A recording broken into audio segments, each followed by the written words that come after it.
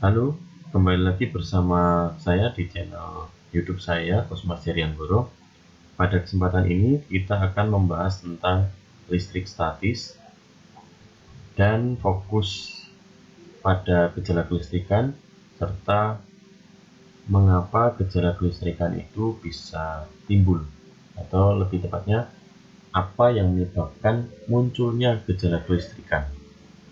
Sebelum kita membahas lebih lanjut tentang listrik statis, mari kita lihat fenomena-fenomena tentang kelistrikan yang terjadi dalam kehidupan sehari-hari, yang mungkin rekan-rekan sekalian pernah mengalami dan mencoba hal itu.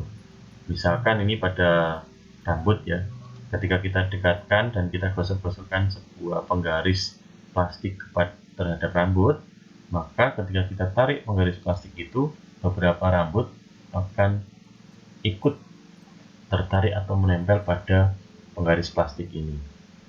Nah, ini salah satu contoh munculnya gejala-gejala kelistrikan. Mengapa bisa terjadi demikian? Ini akan kita bahas di slide berikutnya. Hal yang kedua, misalkan sebuah kucuran air dari kan, ya, ternyata dapat dibelokkan oleh suatu benda yang bermuatan listrik. Nah, benda yang bermuatan listrik di sini adalah sisir rambut. Ketika sisir rambut ini kita gunakan untuk menyisir berulang-ulang, kemudian kita buat aliran atau kucuran air pada sebuah keran, lalu kucuran air ini kita lewatkan di sela-sela sisir rambut ini, yang terjadi adalah garis aliran air ini, garis kucuran air ini ternyata menjadi berbelok. Nah, ini salah satu bentuk contoh fenomena tentang gejala kelistrikan. Ada lagi misalkan sebuah kaca, batang kaca ya, yang kita gosokkan pada kain ini, kain sutra gitu, ternyata kain sutra ini akan menjadi bermuatan negatif, sedangkan batang kacanya akan bermuatan positif. Nah, ini semua terjadi karena adanya unsur atau gejala kelistrikan. Mengapa ini bisa terjadi demikian, atau kain sutra ini bisa bermuatan negatif sedangkan kacanya menjadi bermuatan positif? Nah, kita akan kembali mengulas tentang teori atom yang sudah kita bahas pada pertemuan sebelumnya. Kita tahu bahwa dalam suatu zat itu terdiri dari molekul-molekul penyusun. Jadi dalam suatu materi atau suatu zat ini ternyata banyak atau bahkan miliaran molekul penyusun materi itu. Sedangkan ketika kita lihat, kita ambil satu molekul, di dalam satu molekul itu terdiri dari atom-atom penyusun. Jadi bisa puluhan, jutaan hingga ribuan bahkan miliaran atom-atom yang menyusun dalam suatu molekul atau banyak molekul gitu. Nah, untuk satu atom sendiri, ketika kita zoom lagi, kita perbesar, ternyata di dalamnya itu ada sesuatu yang disebut inti atom, dan ada yang bergerak mengelilingi inti atom. Nah, sesuatu yang bergerak mengelilingi inti atom ini kita kenal sebagai elektron. Nah, di dalam inti atom itu ternyata bermuatan listrik positif. Nah, yang bermuatan listrik positif yang kita lihat lingkaran merah ini ya, yang ada tanda positifnya, ini disebut proton namanya. Sedangkan yang bola pejal biasa warna biru ini disebut sebagai neutron. Dan sesuatu yang bergerak mengelilingi inti ini disebut elektron. Nah, proton yang berwarna merah ini bermuatan positif. Neutron netral. Sedangkan yang bergerak mengelilingi inti atau elektron ini ternyata bermuatan negatif. Nah, yang perlu kita tahu adalah di dalam inti ini susunan partikelnya tidak pernah berubah. Artinya untuk satu atom ya susunan partikelnya tetap ya, ada proton dan ada neutron. Sedangkan elektron pada saat mengelilingi inti itu ternyata tidak sembarang, tetapi ada lintasan tersendiri. Nah, lintasan ini yang kita kenal sebagai orbit. elektron. Pada atom yang netral, jumlah proton akan sama dengan jumlah elektron. Tentu ya, kita dapat analisis dengan logika sederhana, proton bermuatan positif dan elektron bermuatan negatif. Sehingga ketika atom ini bersifat netral, maka dapat dipastikan jumlah muatan positif atau protonnya akan sama dengan jumlah muatan negatif atau elektronnya. Kita ambil contoh ini pada atom hidrogen, yang merupakan atom paling sederhana, yaitu atom yang terdiri dari satu muatan positif dan satu elektron yang bergerak mengelilingi inti atom. Nah, yang tambahan informasinya di sini, ternyata di dalam inti jumlah proton itu menentukan identitas suatu atom. Jadi identitas atom itu ditentukan oleh jumlah proton ini. Kalau jumlahnya 1, maka dapat dipastikan dia adalah atom hidrogen. Kalau 2, berarti nanti ada atom helium. 3, ada atom lithium. 4, dan seterusnya, itu punya identitas tersendiri. Nah, ini ketika atom helium, dia punya 2 proton, 2 neutron di dalam inti, dan 2 elektron yang bergerak mengelilingi inti atom. Karena semuanya masih sama, jumlah proton masih sama dengan jumlah elektron, maka atom helium ini disebut atom netral. Ini untuk atom lithium. Dia terdiri dari 3 proton, 3 neutron di dalam inti, dan ada 3 buah elektron yang bergerak mengelilingi inti. Karena jumlah proton masih sama lagi dengan elektron, maka ini disebut atom lithium yang netral. Nah, karena suatu hal ini disebabkan karena mendapatkan energi dari luar, ataupun karena elektron itu kehilangan energi, suatu atom dapat kehilangan satu atau beberapa elektron. Jadi elektron-elektron ini ternyata bisa lepas atau berpindah tempat. Misalkan dari yang kulit terdalam ini bisa lompat ke kulit terluar, karena dapat energi lagi dia bisa lepas. Nah, ini contohnya, ada satu elektron yang lari ke sana, ya kan? Kalau ini kita beri energi lagi, maka tidak hanya ada satu nanti, tapi ada 2 lagi, ada 2 elektron yang akan terlepas. Sehingga kondisinya sekarang di dalam atom ini hanya terdapat 6 buah proton di dalam inti yang bermuatan positif, jadi positif 6, dan ada 4 elektron yang bergerak mengelilingi inti, sehingga muatan negatifnya ada 4 dan muatan positifnya 6. Jadi saya bisa mengatakan di dalam di dalam atom ini terdapat 6 muatan positif dan 4 muatan negatif, atau kita bisa sebut di dalam inti bermuatan positif 6 dan di dalam atau di elektron yang bergerak mengelilingi inti yaitu ada 4 muatan negatif. Sehingga kita total antara muatan positif dan negatifnya, maka akan muncul plus 2.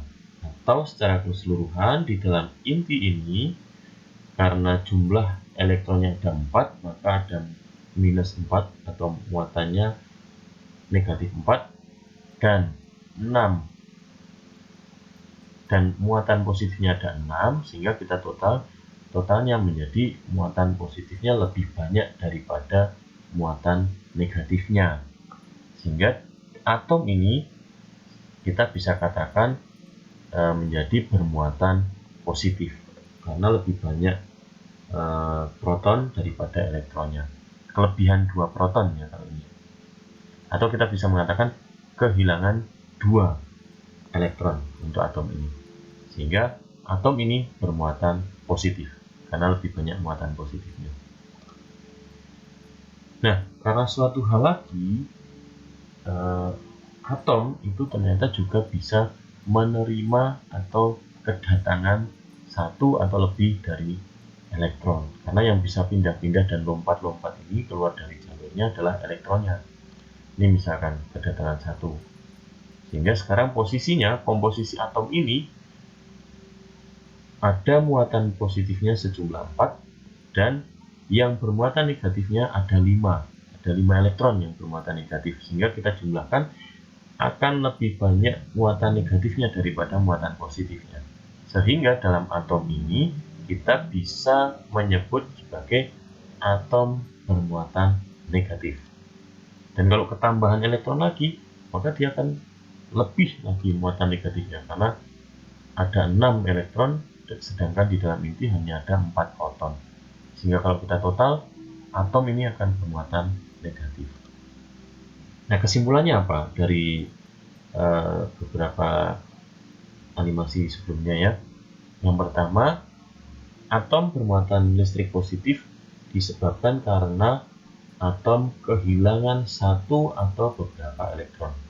Jadi yang hilang dan datang itu adalah elektron. Jadi fokus pembicaraan kita pada elektronnya. Sedangkan atom bermuatan listrik negatif disebabkan karena atom menerima satu atau beberapa elektron dari luar. Jadi karena elektron yang mampu berpindah dan lepas dari inti atom, maka suatu atom itu akan menjadi bermuatan listrik. Yang tadinya netral menjadi bermuatan listrik. Kalau dia kehilangan, maka kalau atom itu kehilangan elektron, maka dia akan menjadi bermuatan positif. Sedangkan kalau atom itu kedatangan elektron atau menerima elektron, maka atom itu bersifat atau bermuatan negatif. Nah, sehingga dari kasus yang terakhir tadi kita bisa menjelaskan mengapa kain sutra tadi itu bisa bermuatan negatif pada saat batang kaca ini kita gosok-gosokkan pada kain sutra. Nah, yang terjadi adalah apa? Berarti yang tadinya netral, jadi keduanya ini kaca dan juga kain sutra ini awalnya adalah netral sifatnya. Tapi karena kita gosok-gosokkan, maka akan terjadi usikan, sehingga muatan negatif dari kaca akan berpindah dan lompat ke kain sutra, sehingga apa? Kain sutra akan ketambahan atau kedatangan dan menerima elektron, beberapa elektron dari kaca, sehingga jumlah atom-atom yang bermuatan negatif dalam atom-atom kain sutra ini akan lebih banyak daripada muatan positif yang penyusun kain sutra ini, sehingga kain sutra akan bersifat atau bermuatan negatif. Sedangkan untuk batang kacanya, karena kehilangan elektron, maka batang kaca akan bersifat positif. Nah, sekarang kalau misalkan sebuah kain sutra ya, saya gesek-gesekkan pada kaca. Tadi kan kacanya bermuatan positif, ya kan? Lalu ketika kain wol ini kita gesek-gesekkan pada batang plastik, ternyata elektron-elektron dari kain wol ini akan lompat ke batang plastik, sehingga batang plastik yang tadinya netral akan kelebihan elektron, sehingga akan menjadi bermuatan negatif. Ini fenomena yang terjadi. Sedangkan kalau kain sutra kita gosok-gosokkan pada kaca, ternyata elektron dari kaca akan lompat ke kainnya, sehingga kaca akan bermuatan positif. Nah, dari sini, dari dua pertukaran ini, berarti kita bisa tahu kaca ini sekarang menjadi bermuatan positif, sedangkan plastik ini sekarang menjadi bermuatan negatif. Nah, sekarang kalau kita dekatkan antara batang kaca ini yang kita gantung, kemudian batang plastik tadi kita dekatkan ke kaca yang sudah bermuatan tadi, ternyata karena kaca bermuatan positif dan plastik bermuatan negatif, ketika plastik ini kita dekatkan pada kaca, yang terjadi adalah kaca akan mendekat pada plastik atau menempel pada plastik. Berarti ketika muatan tak sejenis ini kita dekatkan, yang terjadi adalah tarik-menarik, karena dia tertarik oleh plastik, sehingga batang kacanya ini menjadi menempel ke batang plastik ini. Sedangkan ketika batang plastik kita dekatkan ke batang plastik yang kita gantung, ternyata yang terjadi apa? Muncul simpangan yang menjauhi batang plastik yang kita dekatkan ini. Jadi di sini kita tahu bahwa ketika muatan sejenis, keduanya tidak akan bisa bersatu atau tolak menolak, saling menolak antar satu sama lainnya. Jadi kesimpulannya, ketika plastik kita dekatkan dengan plastik, maka yang terjadi adalah tolak menolak karena plastik tadi bermuatan negatif. Dengan catatan plastik ini sudah kita beri muatan listrik ya, atau sudah bermuatan listrik. Kalau plastik netral ya tidak akan ada yang terjadi apa-apa. Lalu ketika plastik ini kita dekatkan dengan kaca, maka yang terjadi tarik menarik karena kaca tadi bermuatan positif sedangkan plastiknya negatif. Berarti ketika kaca kita dekatkan dengan kaca, yang terjadi adalah tolak menolak. Kesimpulannya, muatan listrik sama atau sejenis ya, maka yang terjadi ketika dua buah muatan listrik sejenis atau sama ini kita dekatkan, akan terjadi tolak menolak atau saling menentang. Sedangkan ketika muatan listrik yang tidak sejenis atau tidak senama, maka akan terjadi tarik menarik. Nah, ini kesimpulan dari beberapa fenomena kita sebelumnya tadi. Nah, dengan begini berarti untuk kasus-kasus di awal tadi kalian bisa menerka-nerka dan mencoba untuk menjelaskan kenapa kasus-kasus atau fenomena-fenomena yang di awal tadi saya tampilkan itu bisa terjadi. Nah, penjelasannya tentu dari konsep tentang teori elektron tadi.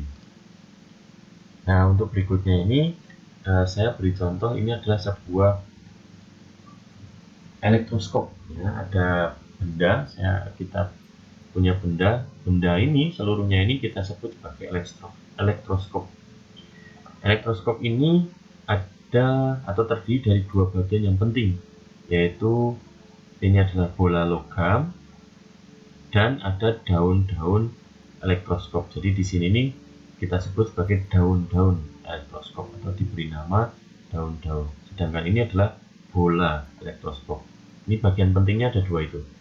Tapi secara keseluruhan bagian elektroskop ini terdiri dari tabung kaca. Tabung kaca itu yang menutupi atau mengungkung itu artinya apa? Mengurung daun-daun elektroskop tadi. Ini adalah tabung kacanya ya, hingga di dalamnya ini vakum udara ya. Ini di dalam tabung kaca. Lalu ada dua daun elektroskop. Ini daun elektroskopnya. Ada yang disebut isolator, ini isolator, dan ada bola logam. Ini bola logamnya. Ini disebutnya kepala elektroskop. Nah, daun-daun elektroskop ini diletakkan di dalam tabung kaca dan terhubung dengan bola logam yang berada di luar. Jadi ini daun elektroskopnya ini kalau kita lihat itu terpisah dari bola kaca tapi dihubungkan oleh bola logam. Nah, penghubungnya ini sebuah logam konduktor ya, yang bisa mengantarkan listrik. Di bola logam atau kepala elektroskop dihubungkan oleh logam konduktor sehingga terhubung ke daun-daun elektroskop ini. Pada kondisi netral, jumlah muatan positif pada elektroskop sama dengan jumlah muatan negatifnya. Jadi pada kondisi netral, jumlah muatan positif sama dengan jumlah muatan negatif. Nah, untuk cara kerja elektroskop ini,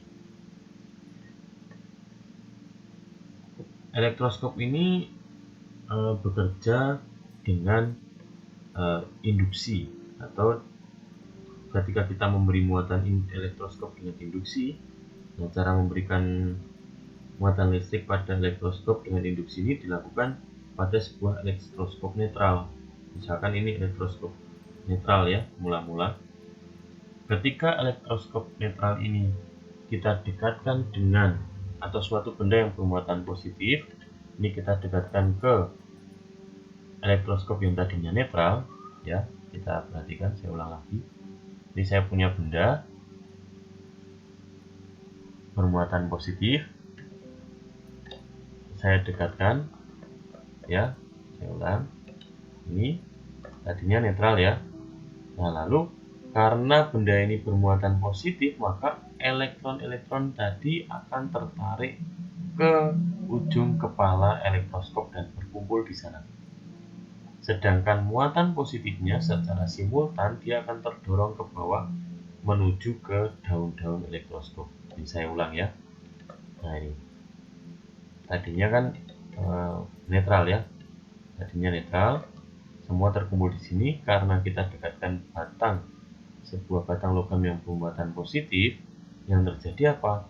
Elektron-elektron pada elektroskop ini akan tertarik dan menuju ke kepala elektroskop tadi, sehingga kepala elektroskop ini sekarang menjadi bermuatan negatif. Dan secara simultan muatan-muatan positif pada elektroskop ini akan terdorong dan berkumpul pada batang atau daun-daun elektroskop ini, sehingga karena daun-daun elektroskop ini bermuatan positif atau muatan sejenis, maka yang terjadi apa? Akan saling tolak-menolak, sehingga yang tadinya berhimpit daun-daun elektroskopnya, karena keduanya ini bermuatan positif, maka akan menjadi tolak-menolak, atau daun-daun elektroskop ini akan saling menjauh karena muatannya menjadi sejenis. Itu yang terjadi ketika batang bermuatan positif kita dekatkan pada elektroskop. Nah, bagaimana ketika batang bermuatan negatif, ya, kita dekatkan ke elektroskop? Berarti sekarang muatan-muatan positifnya yang akan berkumpul dan tertarik di kepala elektroskop ini, berkumpul di sini, di atas ini, ya. Sehingga muatan negatifnya akan terdorong menuju ke daun-daun elektroskop. Nah, karena daun-daun elektroskop ini bermuatan sejenis, maka yang terjadi dia akan saling menjauh atau menyimpang. Nah, inilah cara kerja dari elektroskop, yaitu untuk mengetahui atau untuk membuktikan terjadinya interaksi antara muatan listrik sejenis. Sekarang kita coba untuk menghubungkan elektroskop yang sudah terinduksi ini dengan suatu sumber tegangan atau beda potensial yang lebih tinggi, sehingga elektron-elektron akan tertarik dan bergerak mengikuti karena tertarik oleh potensial yang lebih tinggi ini, sehingga tinggal kita bisa membuat atau menjadikan elektroskop ini bermuatan positif di keadaan awal, atau kondisi awalnya elektroskop ini bermuatan positif. Nah, ketika kita biarkan, maka lama-lama muatan positif itu akan berada di seluruh elektroskop, sehingga bagian bawah atau bagian daun-daun elektroskop ini akan menyimpang. Nah, berarti ketika kita dekatkan benda yang bermuatan positif ke elektroskop ini, maka semakin banyak muatan positif yang ada di daun-daun elektroskop ini, sehingga simpangannya akan lebih jauh. Artinya apa? Ketika benda penginduksinya negatif, ya, maka elektroskop ini akan menjadi bermuatan positif, ya. Jadi ketika benda yang menginduksi itu bermuatan negatif, maka hasilnya adalah elektroskop ini bermuatan positif. Sedangkan ketika kita dekatkan benda bermuatan positif, elektronnya akan tertarik dan kita hilangkan lagi muatan positifnya dengan beda potensial, memberi beda potensial pada elektroskop. Yang terjadi adalah sekarang elektroskop ini bermuatan negatif. Nah, sehingga ketika benda penginduksi itu bermuatan positif, maka hasil penginduksiannya adalah negatif. Atau ketika benda yang kita dekatkan itu bermuatan positif, maka hasilnya adalah elektroskop ini akan bermuatan negatif. Jadi dari ilustrasi tentang elektroskop ini kita bisa tarik kesimpulan bahwa ketika benda penginduksi bermuatan negatif, maka hasil induksinya, hasil dari penginduksiannya adalah bermuatan positif yang ditunjukkan dengan elektroskop ini yang bermuatan positif.